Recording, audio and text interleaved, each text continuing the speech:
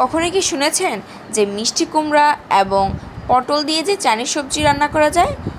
শোনেননি? চলেন আজকে সেই রেসিপিটাই দেখাই। প্রথমেই একটা পাতিলে পানি গরম করে সেখানে আমি কিছু পরিমাণ মতো পেঁপে দিয়ে দিলাম এবং ওটা সিদ্ধ হওয়ার পরে আমি ওইখানে দিয়ে দিলাম মিষ্টি কুমড়া এবং পটল। এটা একটু পরে দিবেন, যেহেতু ওগুলো একটু নরম, তাড়াতাড়ি সিদ্ধ হয়ে যায় এজন্য। তারপর একটা কড়াই তেল গরম করে সেখানে আমি দিয়ে দিলাম আদা কুচি এবং রসুন কুচি। এগুলো কিন্তু দিতেই হবে, না হলে কিন্তু ফ্লেভারটা ভালো আসবে না। তারপরে কিছু মুরগির মাংস ছোটো ছোটো করে কেটে রাখা দিয়ে দিলাম। তারপরে সেই সিদ্ধ করে রাখা সবজিগুলো দিলাম। এরপর দিলাম হচ্ছে আপনার কিউব করে রাখা কিছু পেঁয়াজ।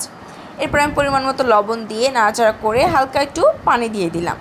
পানি দেওয়ার পরে আমি এখন এখানে দেবো টমেটো সস, এবং টমেটো সস দেওয়ার পরে আমি এখানে লেবুর রস দিয়ে দিলাম। লেবুর রসটা দিলে কিন্তু ভালো একটা ফ্লেভার আসে, তো আপনারাও দেওয়ার চেষ্টা করবেন। তারপরে আমি হালকা একটু ধনিয়ার গুঁড়া দিলাম। আপনাদের বাসায় যদি গোলমরিচের গুঁড়া থাকে তাহলে সেটা দিবেন, আমার বাসায় ছিল না তাই আমি দেইনি।